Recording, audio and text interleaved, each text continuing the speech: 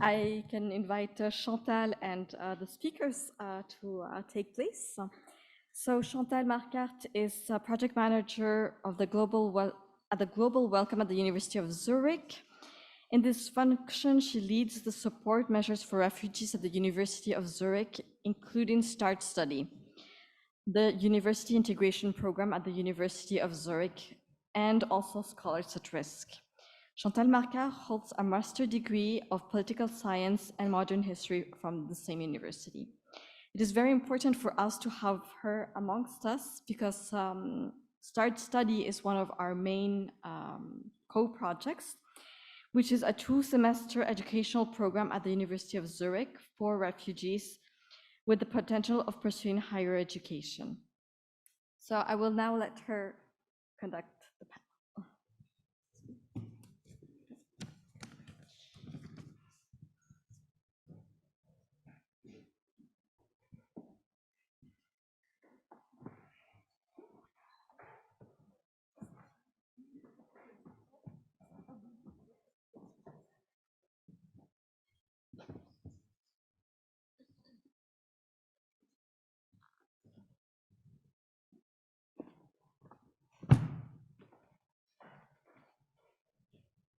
Thank you very much for the introduction, Stephanie. I'm sitting here together with Iryna Sotnyk. She's been a scientific collaborator in the Renewable Energy Systems Group at the Faculty of Science of the University of Geneva since November 2022. And at the same time, she's also professor at the Department of Economics, Entrepreneurship and Business Administration of Sumy State University in Ukraine.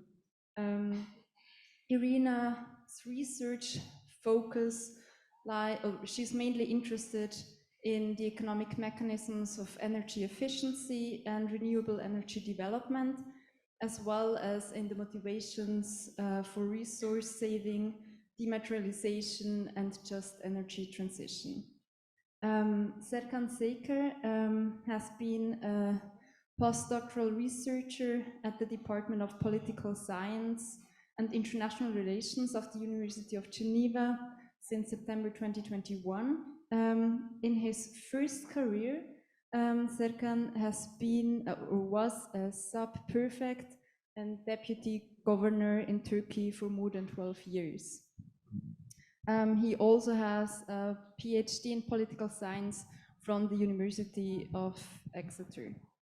And Thomas Rohner is a professor emeritus for timber construction at the Berner University for Applied Sciences. And he's also the founder of the Certificate of Advanced Studies, Rebuild Ukraine, which is a continuing education program mainly targeted at Ukrainians, Ukrainian women with protection status S. In this last panel, we want to discuss your personal experiences with recovery and rebuilding. For example, rebuilding your careers in Switzerland, but also like your perspectives on recovery and rebuilding in your home countries, Ukraine and Turkey.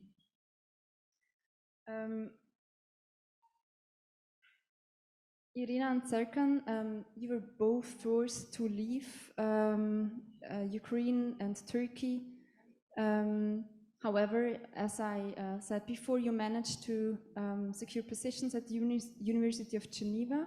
Can you tell us a bit more about this transition to Geneva and especially on your integration into the University of Geneva? Would you like to start, Iryna, and then Serkan? Okay. Hi, everyone. Good morning. Thank you for having me here. About my experience. Okay, sorry. Okay, so about my personal experience, how I managed to reach Geneva and the University of Geneva. Actually, in March 2022, I got a call from my colleague from Kiev, and she asked me if I would like to move to Geneva and to get some funding, like a scholarship, because some Swiss colleagues want to help researchers from Ukraine. So I agreed. I've got a contact of Professor Evelina from Renewable Energy System Group, and then we had an online meeting. I remember that it was an airstrike, so it was just a bit scary and tricky. But so we tried for the first time to get a scholarship and we failed, but for the second time we managed to win. And now I have a scholarship from the program Scholar at Risk, and apart from the part of the funding is covered by the University of Geneva. So this was my experience in getting the scholarship. Good evening, everybody. Thank you, Chantal, and many thanks, Stephanie, for this great organization.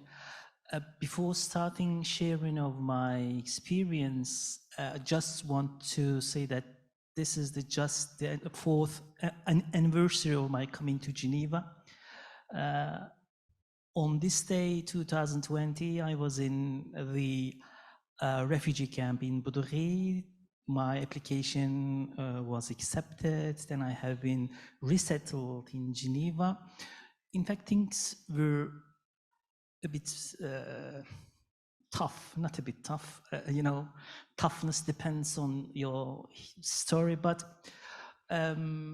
as Chantal said, I was not an academic in my previous job experience. I was a governor, deputy governor, provincial deputy governor for more than 12 years. But at the same time, I was doing my PhD at the University of Exeter.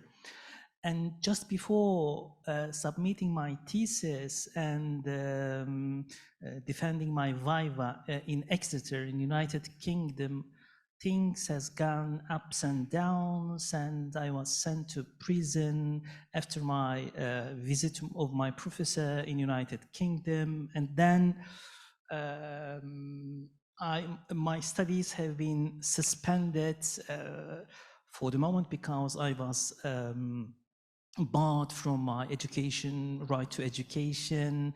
And in this pretrial detention, my biggest strength was my professors in United Kingdom.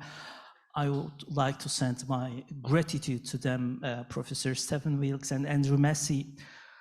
They trusted me. They said, Serkan, we will wait you until the end of your process, but do not lose your confidence in yourself, and please keep up well until that time.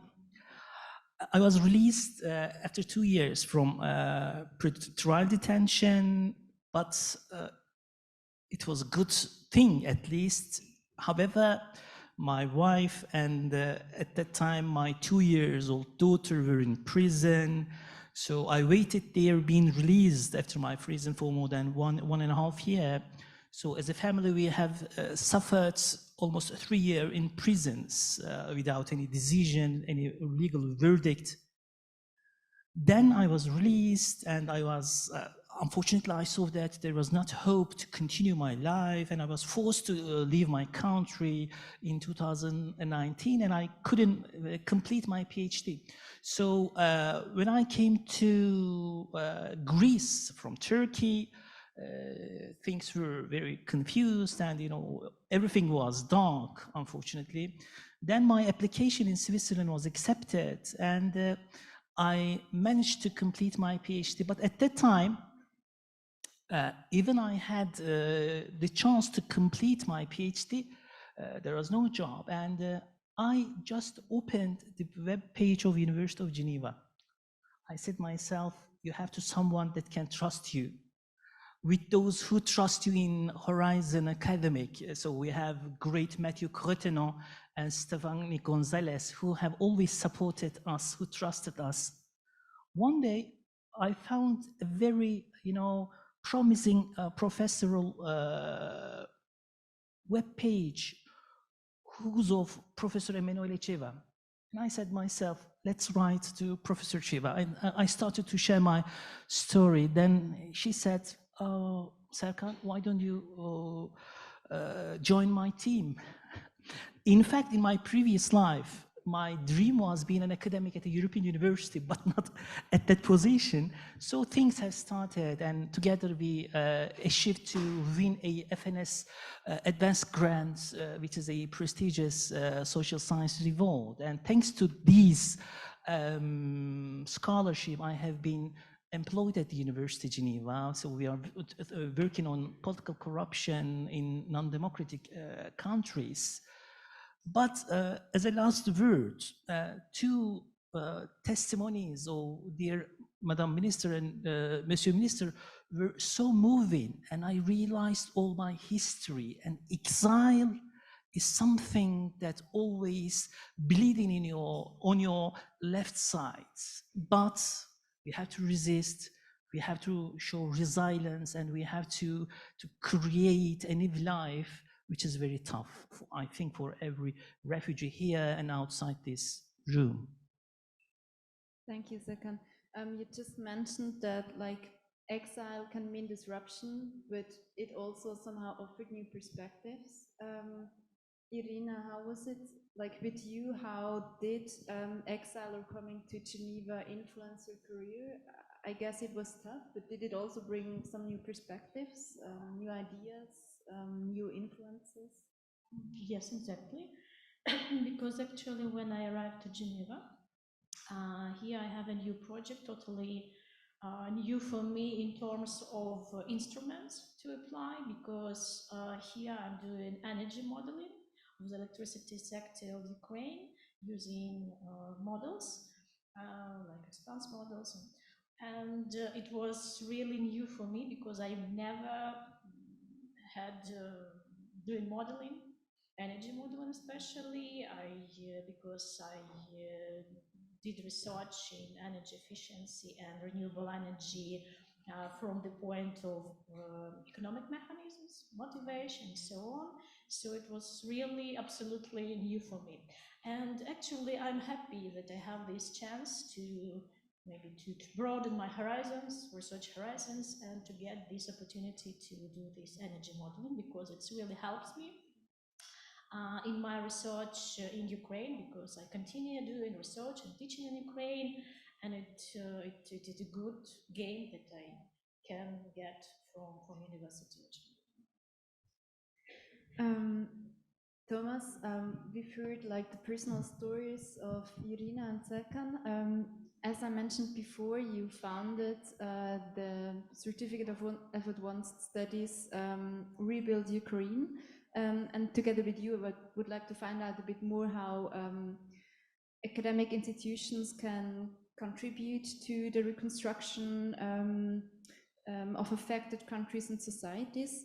Can you tell us a bit more about this CAS? Like, when did it start? Who's the target group? And what do participants of your program learn? Thank you very much. So a few days after Russia attacked Ukraine, so that means 630 days ago, I said to my wife, we have to do something. And she is professor as well. So what else could we do better than an educational course? So from the beginning, my goals was to make a course for women, for refugee women, because two reasons. I believe in women first, and women were allowed to flee. So they are here in Switzerland, and the goal was to empower them to be able to go back. That was the first goal. So I took around me, because I'm not Ukrainian, I don't know the Ukrainian culture, I don't know Ukrainian building culture even, and so I needed people, I needed women, and so I founded a core team around me by four Ukrainian women and one Swiss woman. And this was the beginning of what we did. And then the goals were, I wanted to empower them by digital skills, all digital skills. I'm really digital. I'm a carpenter, but I'm really digital. And the other one is all around buildings, how to rebuild buildings, then infrastructure, and then cross-cutting issues like corruption prevention. You know, corruption destroys everything. It doesn't matter what you do. And bomb shelter issues. Yesterday I was with the whole group in a bomb shelter to see what is the Swiss model of it, how is the alert system, what else. And then cross-cutting issue is, for example, recycling concrete. So how can we make out of war debris, out of war rubble, how can we do new materials? How can we get, for example, recycling concrete out of it? So I wanted to do it really hands-on. And what are the candidates? What are the students? As we heard already, CAS, so a Certificate of Advanced Study, must be at least a bachelor degree, or I can take them on, as we say, sur dossier. So that means if I have a woman in front of me, I have an interview with her, and she is really able to be on board, then I can take her on without bachelor degree. But most of them, they have 2 master degrees and PhD and whatever. So in the end, they are not engineers who knows who reproducing a bridge or a house. They know how to do rebuilding processes in the whole horizon, in the wide horizon. So economically, ecologically, social, sustainable, whatever it is. And therefore, women are perfect. They are just perfect. I wouldn't be able to do the same with men.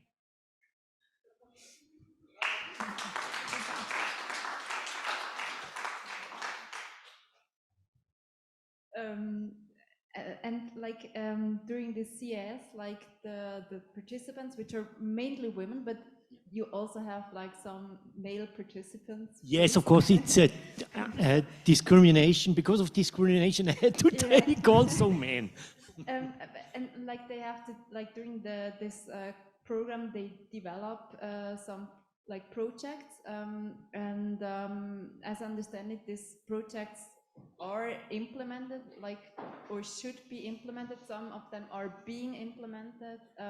Can you tell us a bit more about, I don't know, I think we are a bit short of time, but maybe just shortly what these projects are and how, like, you work together with partners in Ukraine to make sure that they have I mean, long-lasting effect. the main point is that it is this CAS is a collaboration CAS. So I integrated all universities in Switzerland and the universities in Ukraine, but also companies. So the goal is during the CAS they have to do a project work, both project work in interdisciplinary groups, and in these interdisciplinary groups, they do a project in Ukraine. For example, the kindergarten in Kharkiv, or the school building in Kiev, or a biogas plant in wherever it is. So really concrete projects, not something school projects as we usually do.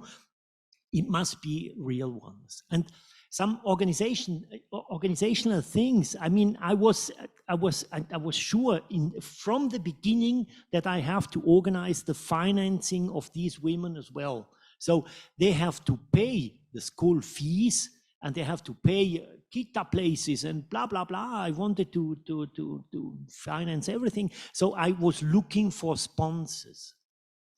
And this sponsorship is really interesting because we have by now 60.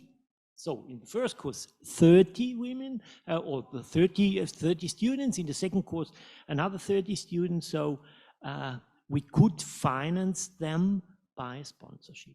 And this collaboration seems, Iryna, for example, is a lecturer in this class from SUMI University. Really interesting. So it works, it works, it works, it works. Thank you so much for like these impressions on your CAS. Now, like we've just heard about the CS and how it aims to contribute to the reconstruction efforts in Ukraine. Iryna and Serkan, what does reconstruction mean to you when you speak of your home countries, and what do you think is needed, and most importantly, how do you think you can contribute to these efforts from Switzerland? Like, what are your means to help? Yeah, maybe do you want to start? Okay, so actually, I think my role in this direction to continue doing my research to make it more broader, to take different aspects like energy modeling, because I find it very useful for my research, even in the economic sphere, and through teaching my students, through giving my results to them, and to educate them better in these issues, I see my role and my contribution to rebuilding Ukraine after the war and even now. I wish if I could give a clear receipt, as two speakers have made on the Ukrainian case. In fact, in the Ukrainian case, there is a dictator who invades your country, and as a nation, you try to defeat him and to rebuild your academic future. In the Turkish context, the situation is totally different, unfortunately. So there is a one-man regime who has been in power almost a quarter century, and this is reproduced by social support. So half of the society have been stigmatizing other part of the society. So the worst thing is that this psychology, this one-man regimes take itself as it has been the hope for whole nations, as a savior of all oppressed people, as the expected hero that conquer, as the so-called Ottomans did in the future. So doors are closed, unfortunately for me. So I am bound to turn my country, my beautiful country, my sisters, my father, my mother. I can't visit the grave of my passed away father. But the thing is that I can produce, or I can give that to give a hand to those who are in need in my country, especially those academics. Thousands of academics have been purged from Turkey, and they have been suffering from many problems. I'm here for my country, I'm here for my oppressed citizens, but unfortunately there isn't a solution or a recipe for the short sight for Turkish, and we will wait until the dynamics have turned for pro-democracy powers in Turkey. But you like research on political corruption, Turkish politics, of course you are contributing. I wish if I am contributing, that is my hope at least, but to be honest with you, the power of politics is so, can take forms of cruelty. It destructs everything that have been done by scholars, and this is something that can be changed from internal dynamics. Yes, diaspora in exiles are important, but unfortunately we can observe that from the Iranian experience or the Russian experience or the other examples. It has its own limited power, but after all these have I have been passed through, I can see that the most important thing is becoming a hope for just a person, not, declaring big, speeches, big theories, but this is the thing that I try to realize in my humble life and endeavor for my country and for my citizens. So thank you for sharing your experiences with us. Thank you for being visionary and brave, and thanks to the audience for staying for so long. So thank you very much.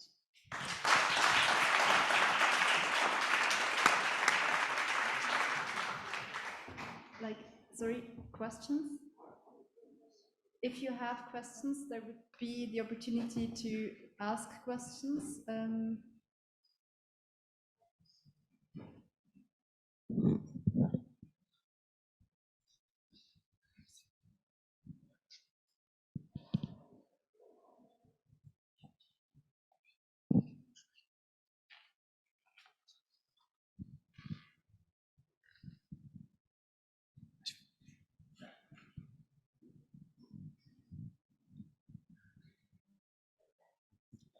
Bonjour, je parlais en français? Oui, oui. Ok.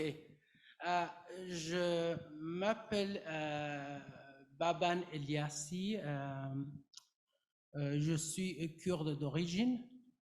En fait, en 2 mots, j'aimerais parler un petit peu de mon expérience de réfugié. Avant d'arriver en Suisse, moi j'ai vécu 14 ans dans un camp de réfugiés en Irak. Et puis, lorsque je suis arrivé en Suisse, j'avais 29 ans. Et moi, j'ai vécu cette expérience de réfugié lorsque on quitte son pays et puis on arrive dans un autre pays, on est complètement déraciné. Moi, je pense mon expérience peut peut-être être utile pour les jeunes qui arrivent ici. Parce que moi, quand je suis arrivé ici, j'ai recommencé ma vie depuis zéro. Et à 38 ans, j'ai repris mes études et j'ai fini mes études en travail social. Après, j'ai fait un master en sociologie. Et puis en 2019, j'ai fini un doctorat en sociologie en sciences politiques. Donc, je dis ça parce que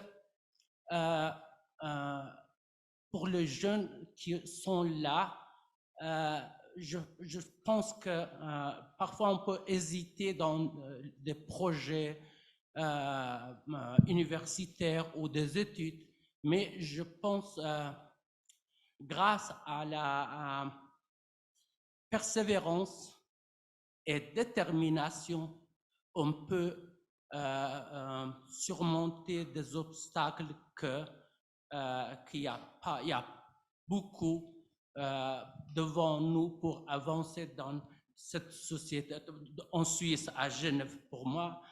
Et moi, je pense que j'ai entendu certaines ont évoqué cette réalité quand on arrive ici, si on arrive à se former et puis de sortir de ce statut d'assisté, on peut transformer cette expérience qui peut être négative d'être réfugié en positive. Et pour ça, il faut être résilient et puis il faut être déterminé pour pouvoir avancer. Juste, je voulais partager mon expérience avec vous. Et moi, maintenant, j'ai un doctorat en sociologie, en sciences politiques à l'Université de Genève. Et puis, je suis dans une position que j'assiste d'autres personnes dans leurs projets. Et moi, je partage cette expérience avec les jeunes réfugiés qu'il y aura toujours de réfugiés, il y aura toujours des obstacles, mais il faut être déterminé, il faut avoir confiance en soi. Merci.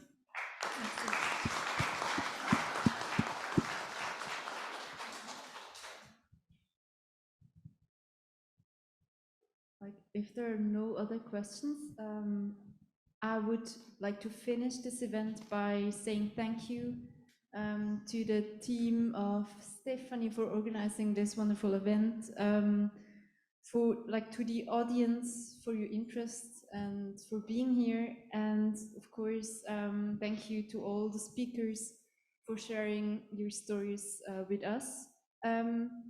There are cocktails outside, and we hope to see you there. Thank you. Bravo.